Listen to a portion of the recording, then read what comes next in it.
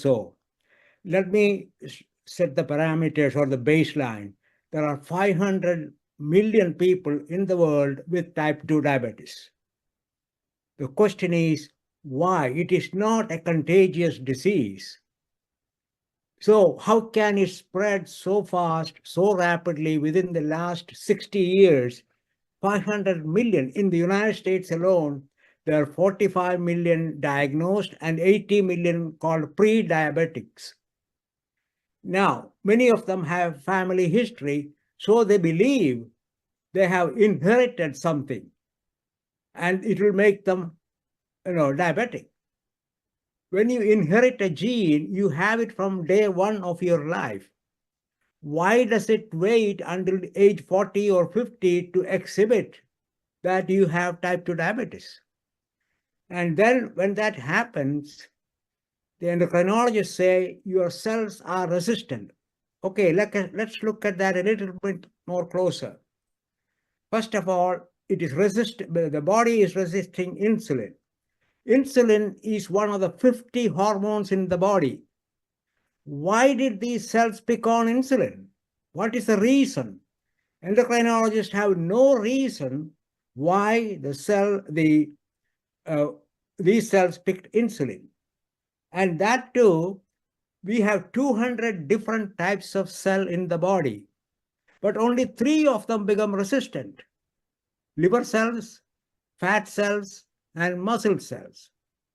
Why?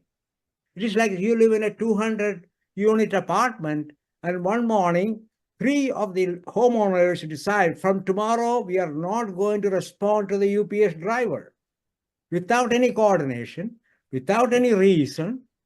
How is that possible? Now let's look at it even deeper. The fat tissue has 30 billion cells. The liver has 2.5 billion cells. There are 600 muscles with multiple muscle fibers in each one.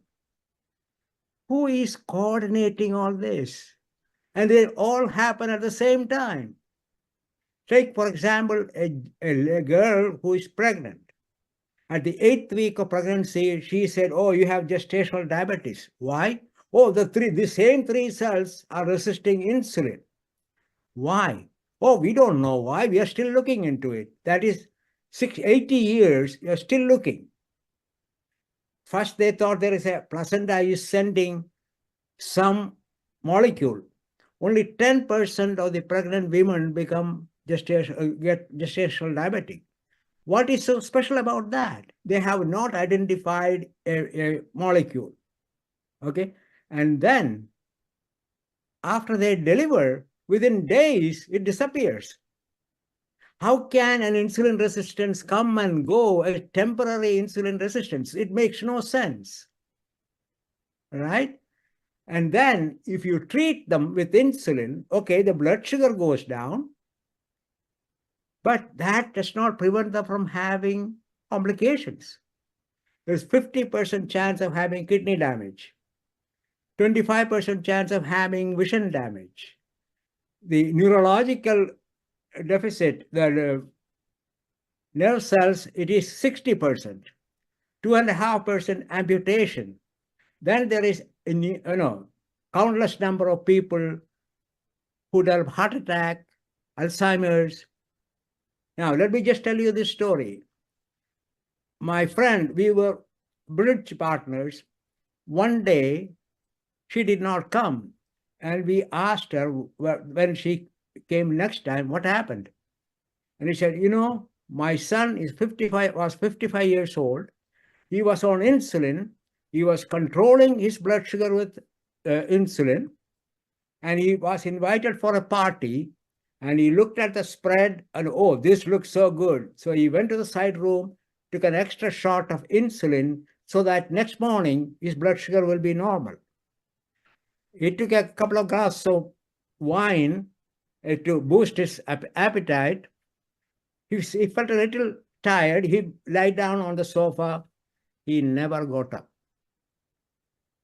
Nobody knows how many people suffer like that. Nobody knows how many people suffer from low blood sugar. You can tolerate high blood sugar for weeks, days, months, years. But all it takes is one severe episode of low blood sugar. You know that very well. You are a nutritionist. You can understand that. We need to teach our audience. Now you may ask, how come we are treating these people with insulin? This is great. And I hope everybody is really understanding the value behind you kind of really taking a step back and breaking this all down. You're basically saying that, yes, like maybe cells are not responding to insulin, but people don't really, when people are saying insulin resistance, they're not really giving an explanation as to why this thing is actually happening, as to why glucose is not going into the cell to be used for energy. They're just trying to they're just giving a term, but not an explanation for it. Is that what you're saying? Yes, exactly. You understood correctly, and I knew you would because of your background. Amazing. Now, what I would like to say next is, how did that message, how did that idea came about? You're saying that the notion of the body not responding to insulin is something that's not good. It is something that's not healthy. It's just that insulin resistance is no explanation for it. What I'm saying is, it is completely wrong in type 2 diabetes. Okay. Let me give you an example. Suppose you have a hybrid engine car. If the car runs on gasoline, is it resisting electricity? And vice versa. If it is running on electricity, is it resisting gasoline? Because our muscles are the biggest users of energy, glucose energy. That's like a hybrid car. It can use either gasoline or glucose to produce energy. If it can use fatty acid or glucose. If there is fatty acids available, the muscles automatically switch to fatty acid burning, leaving glucose in the blood. When the fatty acid level goes down, it will use glucose back. So how can it be resistance? Just like suppose you had a big meal. By the way, what is your favorite food? I'll say the traditional, maybe like a hamburger or pizza, let's say, but okay, well, let's take hamburger. You had a big meal of pizza,